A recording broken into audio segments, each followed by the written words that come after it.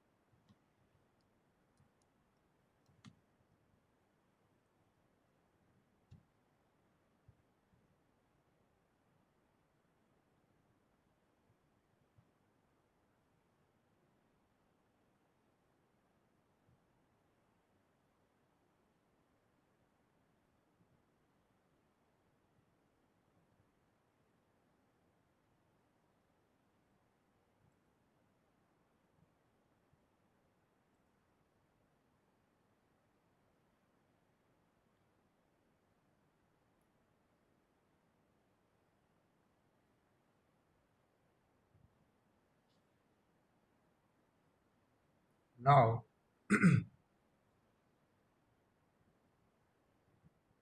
today we will going to discuss about the business mathematics. First, give me my introduction. I am Tushar Bhatt from Department of Humanities and Science. We are learning together the business mathematics one. You welcome all in our today's session. We are dealing with the subject mathematics, in which our mathematics name is Business Mathematics 1. So I request to all of you, please keep with one notebook and one pen and calculator with you all time during the mathematics lecture. એક બધાને humble request છે કે તમે એક pen એક book અને calculator scientific calculator લઈ લેજો બધા આપણે આગળ એમની જરૂર પડશે. સાદું કેલ્ક્યુલેટર છે એ આપણા એક બે ચેપ્ટરની અંદર જે મેથેમેટિકલ સિમ્બોલ ને પાવર્સને આપણે કરવાની આવે એમાં એ વેલિડ નથી, ચાલશે નહીં. એટલે આપણે સાયન્ટિફિક કેલ્ક્યુલેટર બધાએ વસાવી દેવું, જેથી આગળ પણ તમને મેથેમેટિક્સ 2 ની અંદર પણ એ કામ લાગશે. એટલા માટે એટલે આપણે બે ત્રણ ખર્ચા ના કરવા, પહેલાં સાદું કેલ્ક્યુલેટર લઈએ પછી પેલું લઈએ. ડન. એટલા કરતાં અત્યારથી તમે સાયન્ટિફિક કેલ્ક્યુલેટર બધા વસાવી લેજો. તો આપણે મિત્ર સાથે મળી અને બિઝનેસ મેથેમેટિક્સ 1 ભણવાના છીએ. ડન.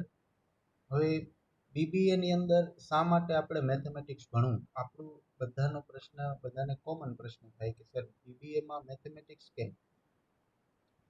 ડન.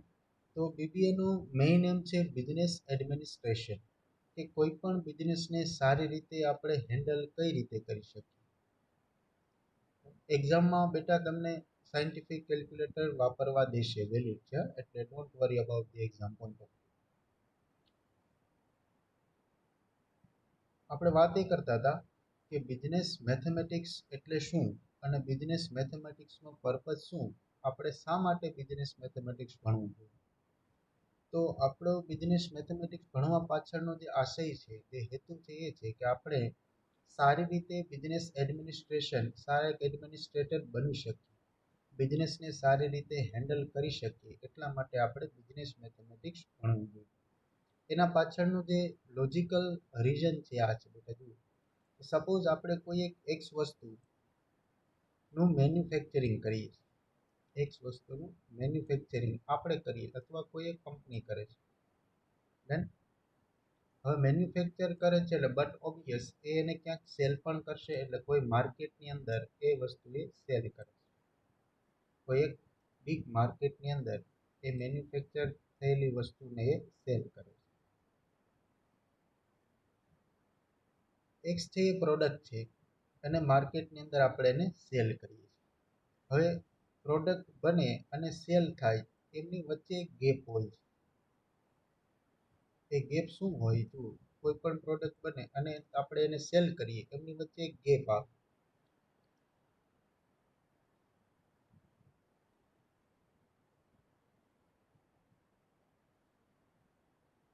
એ ગેપ કયો હશે? તો જુઓ, કોઈ પણ વસ્તુ આપણે બનાવીએ તો આપણે એ વસ્તુની પહેલાં તો મેન્યુફેક્ચર થાય તો આપણે એની કોસ્ટ નક્કી કરીએ, ભાઈ એ વસ્તુની કોસ્ટ શું છે. બીજો આપણો આશય એ હોય કે વસ્તુ આપણે માર્કેટની અંદર સેલ કરશું તો આપણે કેટલો પ્રોફિટ થશે. ડન. પછી ત્રીજો આપણો આશય એ હોય કે આપણને એ વસ્તુની અંદર લોસ જવો જોઈએ નહીં. આપણને એ વસ્તુની અંદર લોસ ન જવો જોઈએ, પ્રોફિટ થવો જોઈએ. અને માર્કેટમાં એની ડિમાન્ડ કેટલી છે, એ વસ્તુની માર્કેટની અંદર ડિમાન્ડ કેટલી છે. તો પેલું તો એ વસ્તુની કોસ્ટ આપણે ડિસાઇડ કરીએ કે ભાઈ રો મટીરિયલ આપણી પાસે છે, એમાંથી જે નવી વસ્તુ તૈયાર થાય છે તો એની કોસ્ટ શું હોઈ શકે. તો આ કોસ્ટ આપણે કઈ રીતે ડિસાઇડ કરી શકીએ. આપણને કેટલો પ્રોફિટ થશે એનો અંદાજ આપણને કઈ રીતે આવી શકે. જો વસ્તુ અમુક કારણોસર માર્કેટની અંદર ચાલે નહીં અથવા વેચાય નહીં તો આપણને કેટલો લોસ થશે એનું પણ પહેલેથી આપણે કેલ્ક્યુલેશન કરી રાખવું પડે. પછી અત્યારે આપણે જે વસ્તુ મેન્યુફેક્ચર કરીએ છીએ એની માર્કેટની અંદર કેટલા પ્રમાણમાં ડિમાન્ડ છે, અને આ ડિમાન્ડને પહોંચી વળવા માટે આપણી પાસે યોગ્ય વર્કર્સ અવેલેબલ છે, યોગ્ય મેનેજમેન્ટ છે કે નહીં, આપણી પાસે પૂરતી મની પાવર છે કે નહીં, પૂરતો મેન પાવર છે કે નહીં. દેન આ બધી જ વસ્તુ આપણે ડિસાઇડ પહેલેથી કરી રાખવી પડે. ક્લિયર. તો આ બધી જ વસ્તુને ડિસાઇડ કરી રાખવા માટે આપણી પાસે એક મજબૂત આધાર, એક પાયામાં શું એવું હોય કે જેથી આપણે આ બધી જ વસ્તુને સારી રીતે મેનેજ કરી શકીએ. તો આ બધી જ વસ્તુઓનું મેનેજમેન્ટ, એનું નામ છે એડમિનિસ્ટ્રેશન. અને આ બિઝનેસ પર્પઝમાં આપણે વાપરીએ છીએ એટલે એનું નામ છે બિઝનેસ એડમિનિસ્ટ્રેશન.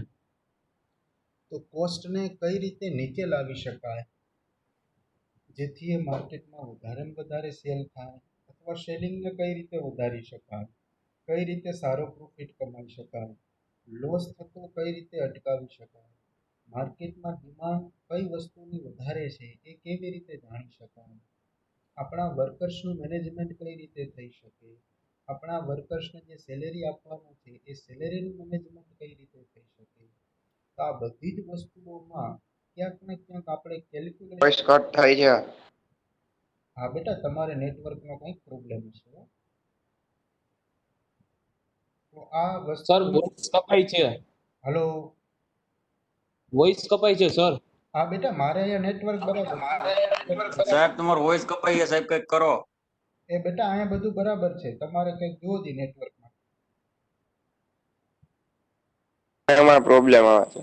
બધાને થોડું કેમ હશે. હાલો હાલો. હાલો, આવે છે બેટા અવાજ? હાલો.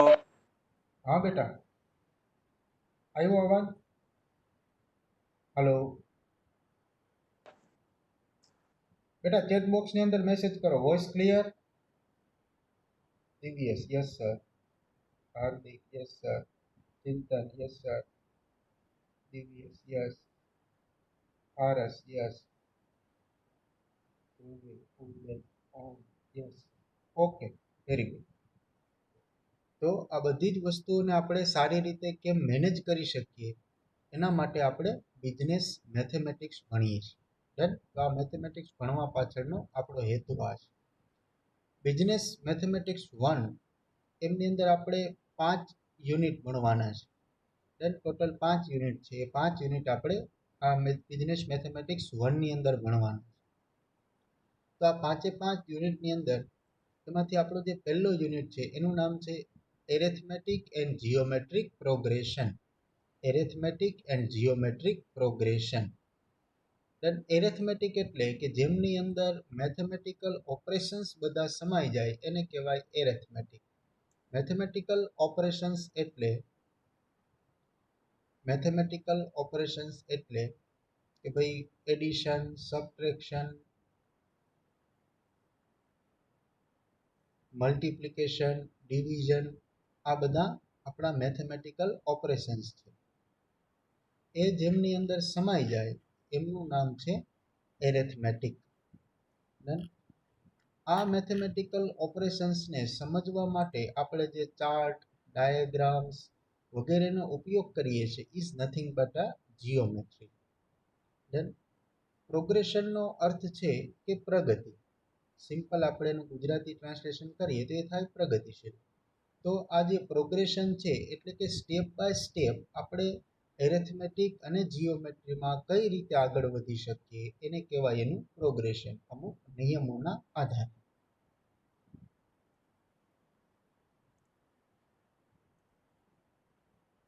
Clear? Arithmetic and geometric progression.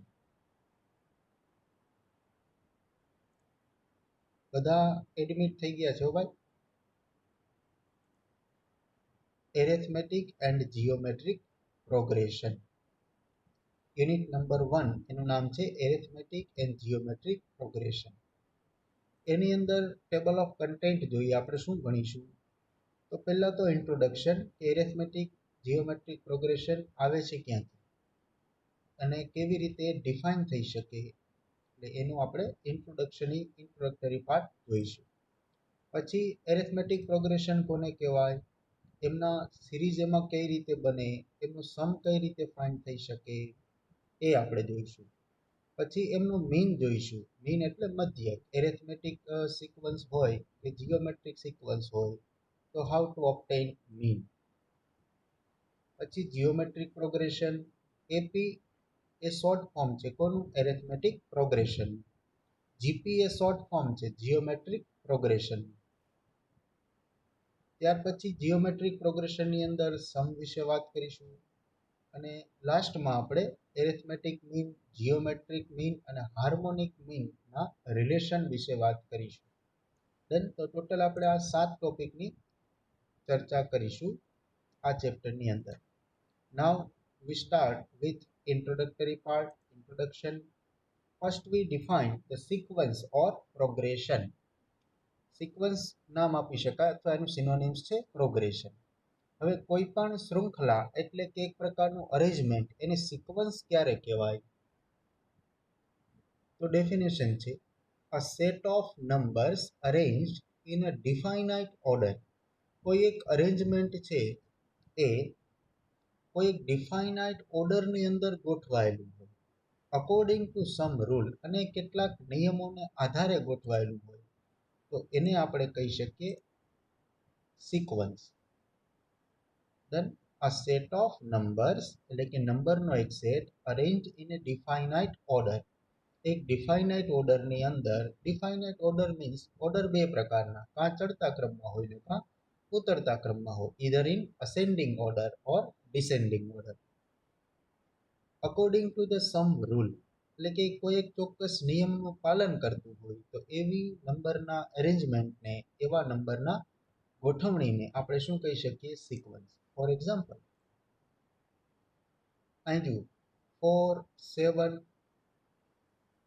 બેટા આ વસ્તુ તમારે લખવી હોય તો લખી પણ શકો, લખવામાં તમે પહોંચી નહીં શકો, એટલા માટે અત્યારે સ્ક્રીનશોટ લઈ લેજો.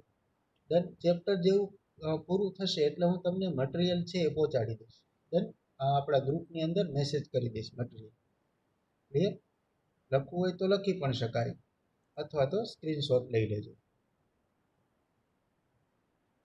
નાઉ 4, 7, 10, 13, 16 આ જે અરેન્જમેન્ટ છે એ સિક્વન્સ છે કે નહીં આપણે ચેક કરવું છે. જુઓ કેવી રીતે ચેક કરી શકાય, તો બાય ડેફિનેશન. બેટા ચેટ બોક્સની અંદર જ તમારે પ્રશ્ન લખવાનો. Please mute your self.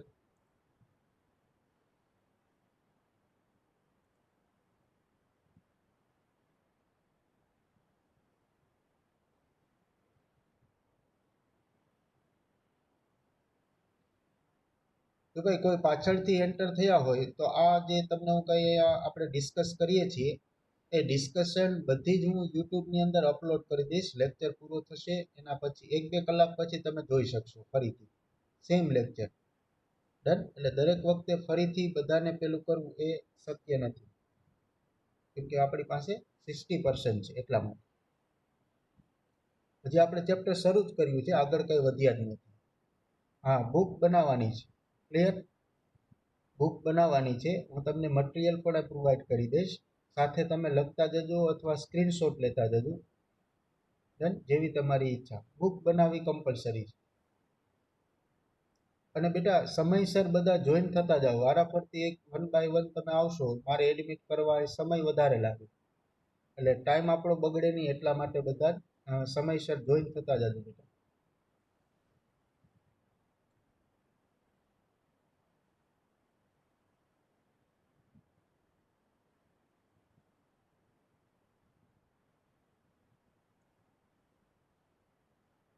હા, 10 ને 20 નો આપણો ટાઈમ છે, એટલે 10:20 દરેકે એના 5 મિનિટ કે 2 મિનિટ અગાઉ તમે જોઈન થઈ જાઓ ને બેટા, તો દરેકને એક સાથે એડમિટ કરી દો.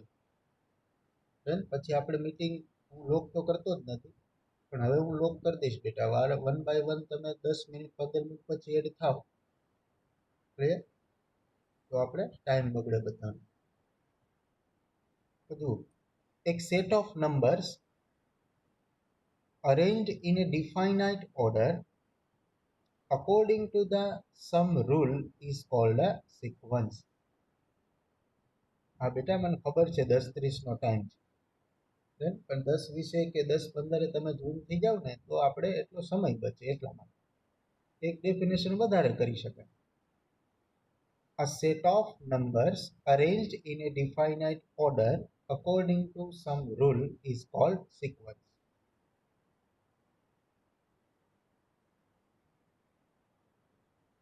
Proper time 10:20.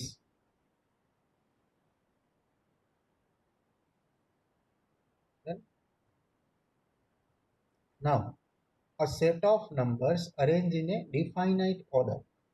એક ઓર્ડરની અંદર આપણે નંબરનું અરેન્જમેન્ટ છે કે નહીં, પહેલી વસ્તુ તો એ ચેક કરવાની. કોઈ પણ નંબરનું અરેન્જમેન્ટ સિક્વન્સ છે કે નહીં, કેમ ખબર પડે? તો પહેલા તમે ચેક કરો કે ભાઈ આ જે નંબર છે અસેન્ડિંગ અથવા ડિસેન્ડિંગ ઓર્ડરમાં ગોઠવાયેલા છે કે નહીં. તો જો આન્સર યસ. આ કા અસેન્ડિંગ ઓર્ડર છે કા ડિસેન્ડિંગ ઓર્ડર છે. તો પહેલા સૌથી નાની વસ્તુ આવે એટલે અસેન્ડિંગ ઓર્ડરની અંદર ગોઠવાયેલા છે એટલે ડિફાઇનાઇટ ઓર્ડરના નિયમનું પાલન કરો. બીજું કીધું છે કે ભાઈ સમ રૂલ એટલે કે કેટલાક નિયમનું એ પાલન કરે છે, કેટલાક નિયમનું પાલન કરે છે કે નહીં એ આપણે ચેક કરવું છે. કેવી રીતે ખબર પડે? તો જુઓ 4, 7, 10, 13, 16. હવે આ બે ક્રમિક પદ વચ્ચેનો તફાવત જુઓ. મોટા પદમાંથી નાનું પદ બાદ કરો, ક્રમિક 1 બાય 1. જુઓ, સેકન્ડમાંથી આપણે ફર્સ્ટ સબટ્રેક્ટ કરીએ તો 7 - 4 આન્સર 3, પછી 10 - 7 આન્સર 3, 13 - 10 આન્સર 3, પછી 16 - 13 આન્સર 3. તો દરેક પછી એટલે કે પ્રિસેન્ડિંગ ટર્મની અંદર તમે +3 એડ કરો તો તમને નેક્સ્ટ ટર્મ મળે છે. આગળના ટર્મની અંદર +3 એડ કરશો તો તમને તરત જ નેક્સ્ટ ટર્મ મળશે. ફરી પાછું એમાં 3 એડ કરશો તો એનાથી નેક્સ્ટ ટર્મ મળશે. ફરી પાછું 3 એડ કરશો તો નેક્સ્ટ ટર્મ. એનો મતલબ કે ચોક્કસ નિયમનું પાલન કરે છે. કયા નિયમનું? તો કે +3 એડ કરવાથી નેક્સ્ટ ટર્મ મળી જાય છે. આ એક નિયમ બની ગયો. તો આ પ્રકારનું અરેન્જમેન્ટ જે ચોક્કસ ઓર્ડરમાં ગોઠવાયેલું છે અને એક ચોક્કસ નિયમનું પાલન કરે છે, એટલા માટે સિક્વન્સ અથવા તો પ્રોગ્રેશન છે. તો સિક્વન્સ અથવા પ્રોગ્રેશન કોને કહેવાય? તો કે ડિફાઇનાઇટ ઓર્ડરની અંદર કોઈ એક નંબરનું અરેન્જમેન્ટ ગોઠવાયેલું હોય અને એ કોઈ એક ચોક્કસ નિયમનું પાલન કરતું હોય તો એને કહેવાય સિક્વન્સ અથવા તો પ્રોગ્રેશન. સિક્વન્સ અથવા તો પ્રોગ્રેશન.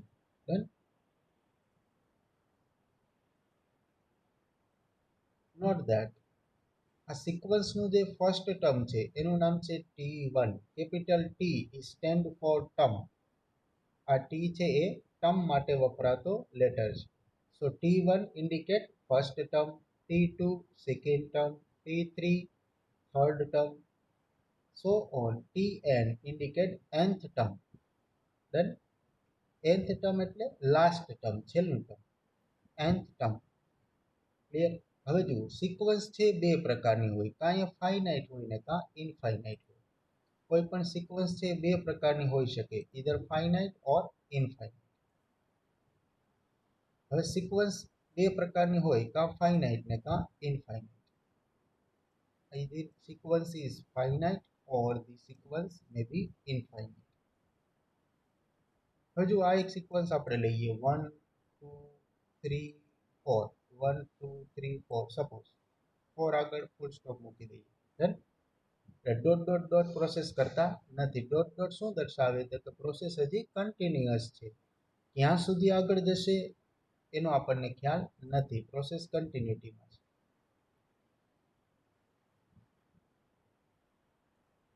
તો આજે ડોટ ડોટ ડોટ પ્રોસેસ છે એ કન્ટિન્યુટી દર્શાવે છે. આની અંદર કેટલા ટર્મ્સ છે એ આપણને ખબર નથી.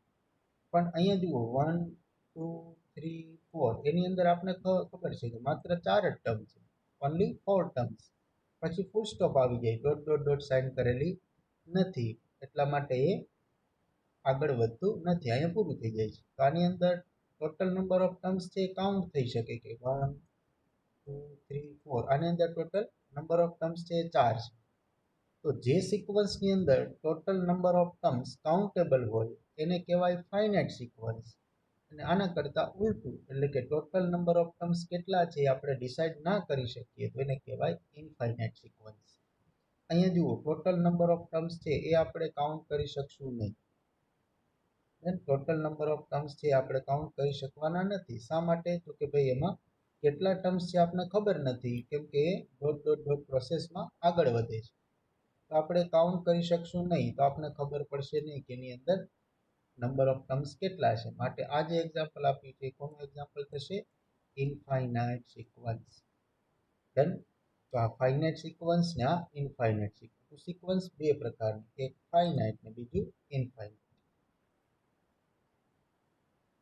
ક્લિયર. તો એનું પહેલું ટર્મને કહેવાય T1, બીજા ટર્મને નામ આપશું T2, ત્રીજા ટર્મને નામ આપશું T3 અને એમના nમા ટર્મને નામ આપશું Tn. n એ જનરલ ટર્મ દર્શાવે છે. હવે સિરીઝ કોને કહેવાય તો સિક્વન્સના જેટલા ટર્મ્સ છે એ બધાને તમે એડિશનથી જોડી દો તો એ બની જાય સિરીઝ. સિક્વન્સના બધા જ ટર્મને તમે એડિશનથી જોડી દો તો એ શું બની જાય સિરીઝ. એટલે કે એનો આપણે સમ લઈ લઈએ. The algebraic sum of all the terms of a sequence or a progression is called a series. Is called a series. The algebraic sum એટલે સામાન્ય સરવાળો. આપણે 3 + 2 = 5 આ algebraic sum છે, એક કોમન એડિશન. ડન. તમે આગળ ભણી ચૂક્યા 11 12 માં કદાચ બાઇનરી સિસ્ટમ, ડેસિમલ સિસ્ટમ, એમાં સમની ડેફિનેશન જુદી છે. ડન. બાઇનરી સમ હોય તો એ આપણને 0 અને 1 માં જ આન્સર આપે. એવો કોઈ સમ નથી એટલે અહીંયા નામ આપેલું છે algebraic sum. Then the algebraic sum of the terms of a sequence or a progression is called a series. એટલે કે સિક્વન્સના બધા જ ટર્મ્સનું એડિશન કરવાથી જે મળે એને શું કહેવાય સિરીઝ. ફોર એક્ઝામ્પલ આગળ આપણે સિક્વન્સ લીધી હતી 4 7 10 13 16. એમાંથી કોમા કાઢી નાખો અને પ્લસ લખી નાખો તો એ બની જાય સિરીઝ. ડન. તો સિક્વન્સના બધા જ ટર્મને પ્લસ વડે જોડવાથી જે મળે એને કહેવાય સિરીઝ. અને અહીંથી તમે પ્લસ કાઢીને કોમા કરી નાખો તો એ બની જાય સિક્વન્સ. ક્લિયર. તો ડેફિનેશન આપણે ક્લિયર થઈ ગઈ કે સિક્વન્સ કોને કહેવાય અને સિરીઝ કોને કહેવાય. નોટેશન જોઈએ. હવે જુઓ સિરીઝના આ સિક્વન્સ જે આપેલી હોય એ સિક્વન્સના બધા જ ટર્મનું તમે એડિશન કરો તો તમને મળે સિરીઝ. હવે સિરીઝમાં આ જે એડિશન છે સપોઝ કે આપણે T1 એટલે પહેલું ટર્મ, T2 એટલે બીજું ટર્મ, આવી રીતે આગળ વધતા જઈએ તો Tn એટલે nમું ટર્મ. આ બધા જ ટર્મનું એડિશન કરવું તો એને કહેવાય sum of n terms. Sum of n terms of a sequence. એને નામ આપશું આપણે Sn. ધેન એને નામ આપશું Sn એટલે કે સિક્વન્સના બધા જ ટર્મનું એડિશન. બધા જ ટર્મનું એડિશન કર્યું એટલે હવે શું બની ગઈ સિક્વન્સમાંથી series. The sum of first n terms of a series is denoted by Sn.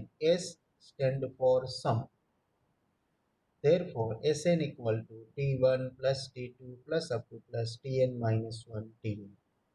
Then બધા જ ટર્મનું એડિશન એટલે અહીં જુઓ 4 plus 7 plus 10 plus 13 plus 16 તો આને શું કહેવાય Sn. Then sum of first n terms. તો આપણે જોઈએ કે ભાઈ એરિથમેટિક પ્રોગ્રેશન કોને કહેવાય. Then define definition of arithmetic progression. What is arithmetic progression? ધ્યાનથી મિત્ર જોજો definition. A sequence in which each term is obtained by adding a constant number. એટલે કે સિક્વન્સનું દરેક ટર્મ કોઈ એક કોન્સ્ટન્ટ નંબર એડ કરવાથી આપણને મળે. શેમાં એડ કરવાથી મળે? તો કે ભાઈ ઇટ્સ પ્રિસેન્ડિંગ ટર્મ, એના આગળના ટર્મમાં એક કોન્સ્ટન્ટ નંબર હું એડ કરું તો મને નેક્સ્ટ ટર્મ મળે. ફરી પાછો એક કોન્સ્ટન્ટ નંબર એડ કરવું તો એના કરતાં નેક્સ્ટ ટર્મ મળે. તો આ પ્રકારનું જે એરેન્જમેન્ટ છે, જે પ્રોગ્રેશન છે, જે સિક્વન્સ છે, એને કહેવાય arithmetic progression. Then arithmetic progression. જુઓ સિરીઝની અંદર બીજું કંઈ નથી, વેરી સિમ્પલ. એક ભાઈએ પ્રશ્ન કર્યો છે વોટ ઇઝ સિરીઝ? સિરીઝ નથી સમજાતું સર. જો આવું હોય, સપોઝ 1 2 3 4, આને કહેવાય સિક્વન્સ. આ અસેન્ડિંગ ઓર્ડરમાં ગોઠવાયેલું છે અને બધાની વચ્ચેનો ગેપ સરખો છે. એટલે આ એક સિક્વન્સ છે. આ સિક્વન્સને હું આમ લખું 1 + 2 + 3 + 4. હવે આ બની ગઈ સિરીઝ. લો આટલી જ વાત છે. ધેન 1 2 3 4 આ સિક્વન્સ તમે એમાં એડિશન કરી નાખો તો શું બની જાય? સિરીઝ. એટલે સિક્વન્સના બધા જ ટર્મને પ્લસ સાઇનથી જોડી દો તો શું બની જાય? સિરીઝ. સિક્વન્સના બધા જ ટર્મને પ્લસ સાઇનથી જોડી દો તો સિરીઝ બની જાય. અને કોમા સાઇનથી રાખો જોડાયેલા તો એ સિક્વન્સ બની જાય.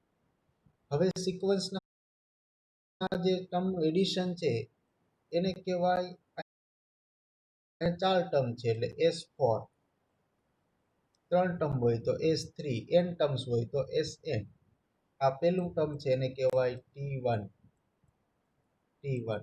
સેકન્ડ ટર્મ છે એને કહેવાય T2, આ થર્ડ ટર્મ ઇઝ T3, અને નામ આપશું આપણે T4. તો આ બધા 4 ટર્મનું એડિશન કરો તો આ નામ પણ લખી શકાય T1 + T2 + T3 + T4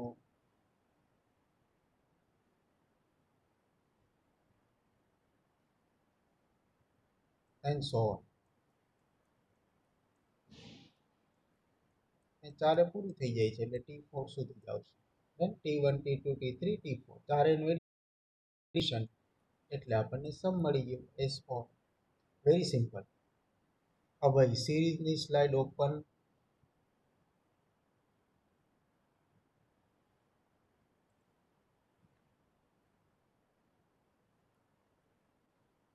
આ સિરીઝ અભય લખ બેટા ચેટ બોક્સમાં શું સમજવાનું છે આમાં.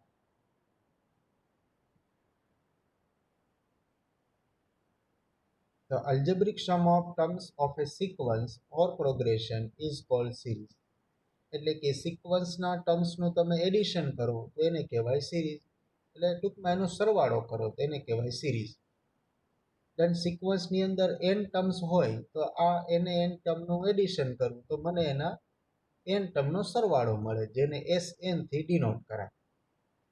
દેન અહીંયા ઓકે અભય ઓકે. આપણે વાત કરતા હતા એરિથમેટિક પ્રોગ્રેશન. એરિથમેટિક પ્રોગ્રેશન એટલે બીજું કંઈ નહીં પણ એક સિક્વન્સ કે જે નું પ્રિસેન્ડિંગ ટર્મ આગળના ટર્મમાં અમુક કોન્સ્ટન્ટ નંબર એડ કરવાથી જો મને નેક્સ્ટ ટર્મ મળી જાય તો એને કહેવાય, આ પ્રકારના ગોઠવણીને કહેવાય arithmetic progression. And the constant number એટલે કે જે કોન્સ્ટન્ટ નંબર હું એડ કરું ને મને નેક્સ્ટ નંબર મળે, આવો જે કોન્સ્ટન્ટ નંબર છે એને કહેવાય કોમન ડિફરન્સ. એક્ઝામ્પલ આપું એટલે વધારે સારી રીતે ક્લિયર થાય. જુઓ ફોર એક્ઝામ્પલ 2 6 10 જુઓ જ્યાં 2 6 10 14 18. પહેલાં આપણે ચેક કરવું પડે કે ભાઈ આ સિક્વન્સ છે કે નહીં. તો જુઓ એક ચોક્કસ ઓર્ડરની અંદર ગોઠવાયેલું છે અસેન્ડિંગમાં એટલે ડિફાઇનાઇટ ઓર્ડર છે.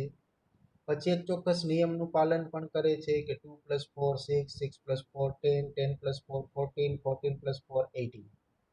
ચોક્કસ નિયમનું પણ પાલન કરે છે, એટલા માટે સિક્વન્સ છે. આ એપી છે કે નહીં કેમ ખબર પડે? તો કે ભાઈ એપી હોવા માટેની કન્ડિશન શું? તો કે by adding a constant number to its preceding term. કે એનું નેક્સ્ટ ટર્મ એ પ્રિસેન્ડિંગ ટર્મની અંદર કોઈ એક ચોક્કસ નંબર એડ કરવાથી મળે. આમ છે 2, 6, 10, 14, 18 સો એન્ડ કન્ટિન્યુ ધીસ વે. કહી જુઓ, આ પ્રિસેન્ડિંગ એટલે આગળનું, નેક્સ્ટ એટલે પછી. હવે આની અંદર 2 ની અંદર શું એડ કરું તો 6 મળે? તો કે ભાઈ 2 ની અંદર આપણે 4 એડ કરી દઈએ તો આપણને 6 મળી જાય. 2 ની અંદર 4 એડ કરી દઉં તો મને શું મળી જાય? 6. ક્લિયર? નેક્સ્ટ ટર્મ મળી ગયું +4 એડ કરવાથી. હવે આપણું પ્રિસેન્ડિંગ ટર્મ થઈ ગયું 6. તો 6 ની અંદર શું એડ કરું તો 10 મળે? તો કે ભાઈ +4 કરું તો મને શું મળી જાય? તો કે 10 મળી જાય. 10 ની અંદર શું એડ કરું તો 14 મળે? તો કે 10 ની અંદર +4 કરી દઈએ એટલે આપણને શું મળી જાય? 14. 14 ની અંદર શું એડ કરું તો મને 18 મળે? તો કે 14 ની અંદર +4 એડ કરીએ તો આપણને શું મળી જાય? તો કે 18. તો આ સિક્વન્સની અંદર એના પ્રિસેન્ડિંગ ટર્મમાં, દરેક પ્રિસેન્ડિંગ ટર્મમાં હું 4 એડ કરીશ તો મને નેક્સ્ટ ટર્મ મળતું જાય છે. પ્રિસેન્ડિંગ ટર્મ 2 હોય, 4 એડ કરો એટલે 6, 6 + 4 કરો એટલે 10, 10 + 4 કરો એટલે 14, 14 + 4 કરો એટલે 18. ડન? તો એક કોન્સ્ટન્ટ નંબર એટલે બદલાતો નથી. અહીંયા જુઓ 6 + 4 કરો તો જ 10 થાય, પણ અહીંયા 3 આવી જતું હોય તો, પછી અહીંયા 5 આવી જતું હોય તો એને એપી ના કહેવાય. ક્લિયર? આ જે 4 નંબર છે બધા જ ટર્મ માટે ઇક્વલ છે, એટલા માટે એ કોન્સ્ટન્ટ નંબર થઈ ગયો. તો આવો જે કોન્સ્ટન્ટ નંબર એડ કરવાથી જો મને નેક્સ્ટ ટર્મ મળે, પ્રિસેન્ડિંગ ટર્મની અંદર કોન્સ્ટન્ટ નંબર એડ કરવાથી જો મને નેક્સ્ટ ટર્મ મળે, આવું દરેક ટર્મ માટે થાય તો આ પ્રકારના એરેન્જમેન્ટને અથવા સિક્વન્સને કહેવાય એરિથમેટિક પ્રોગ્રેશન. આ જે કોમન ડિફરન્સ મને મળે છે, આ જે કોમન કોન્સ્ટન્ટ નંબર મને મળે છે એને કહેવાય common difference. Common difference. Clear? CD, common difference.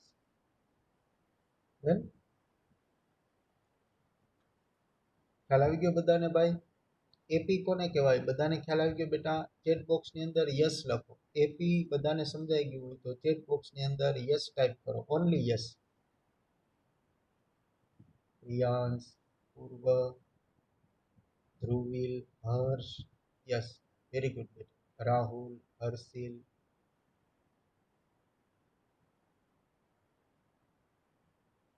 બેટા આ લેક્ચર છે ને હું યુટ્યુબની અંદર અપલોડ કરીશ એટલે તમને લિંક મોકલીશ, એટલે લિંક તમે જોઈ લેશો ને એટલે તમને ખ્યાલ આવી જશે બેટા. હો, ફરી એકવાર તમારે જેટલી વખત રિપીટ કરવું હોય છે એટલી વખત થશે.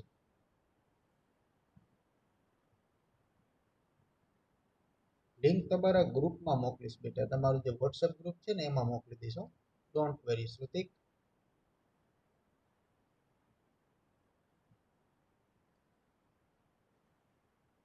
હા, સિરીઝમાં અને એપીમાં શું ડિફરન્સ? Very good question. હવે સિરીઝ છે ને બેટા એ વચ્ચે પ્લસથી જોડાયેલી હોય. ડન? સિરીઝ છે એ તમે વચ્ચે પ્લસ કરો તો સિરીઝ બને, અને વચ્ચે પ્લસ ના કરો તો સિક્વન્સ બને. તમારે પ્રશ્ન એ કરવાનો કે સિક્વન્સને એરિથમેટિક પ્રોગ્રેશનમાં શું છે? સિક્વન્સ અને પ્રોગ્રેશન બે ઇક્વલ વર્ડ છે. ડન? એરિથમેટિક એને કહેવાય કે એડિશનથી આપણને મળે. ક્લિયર? હું આવી રીતે લઉં, જુઓ જી.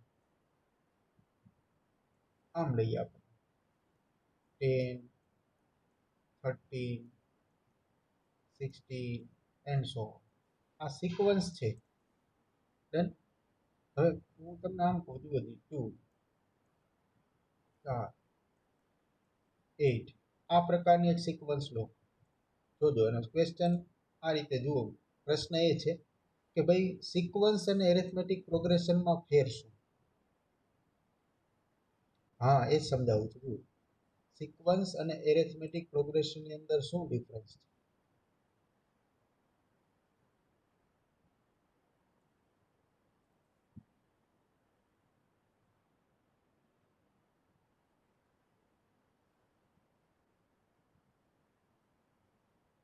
આ 1 2 3 4 તમે લો, આ સિક્વન્સ છે.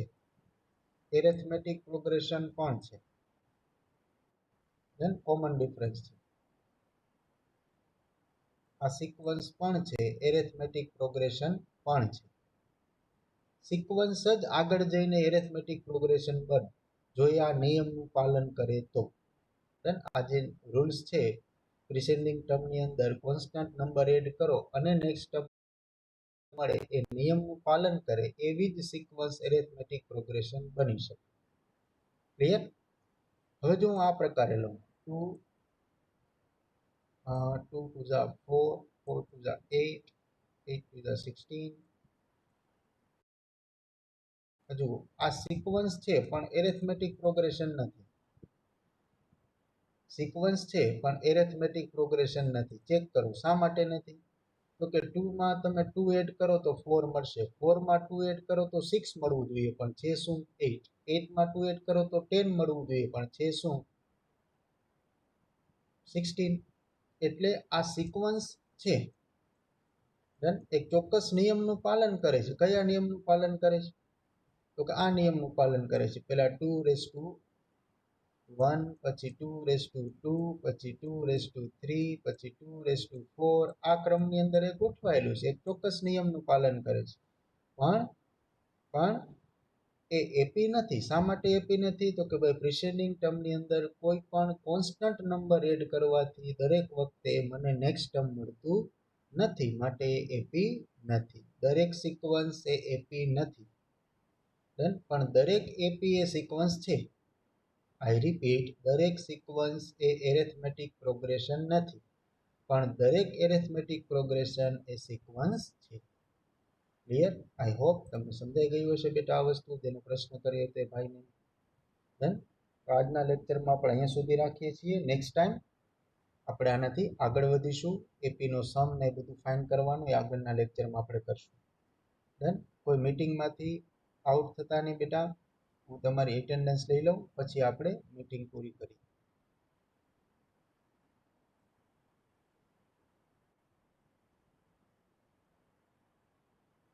હા બેટા, એક સબ્જેક્ટમાં 2 ફેકલ્ટી હશે મેથેમેટિક્સ માટે. અલગ અલગ ચેપ્ટર 2 ચાલશે એકી સાથે પેરેલલ.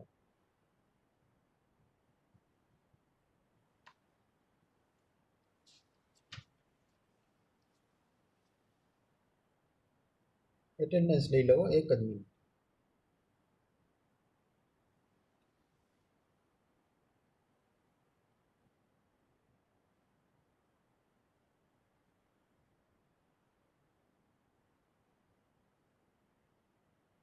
હા બધું જ બેટા બુકમાં શક્ય હોય તો લખો, નહીં તો સ્ક્રીનશોટ લઈ લેજો. બુક બનાવવાની compulsory.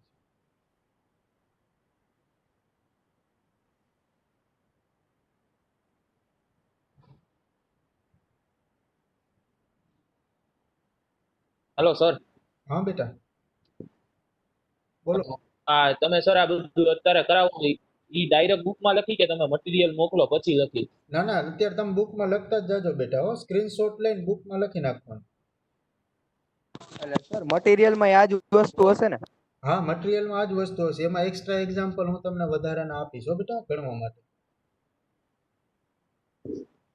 Okay sir. Okay, thank you બેટા. સર ઓલા ફેકલ્ટીની અલગ બુક ને તમારી અલગ બુક ને? એક બુકમાં 2 પાર્ટીશન કરી નાખશો ને બેટા તોય ચાલશે, અથવા 2 બુક બનાવો તોય મને વાંધો નથી. એ તમારી કન્વીનિયન્સ પ્રમાણે. ઓકે ઓકે બેટા. સર કેદી મોકલશો એ પીડીએફ? આ ચેપ્ટર પૂરું થાય ને પછી મોકલીશ બેટા પીપીટી હો. એટલે અત્યારે તમે છે ને પેલામાં બુકમાં લખતા જજો સ્ક્રીનશોટ લઈને. આપણે ધીમે ધીમે આગળ વધશું એટલે તમને વાંધો ન આવે. Okay okay sir. ઓકે બેટા.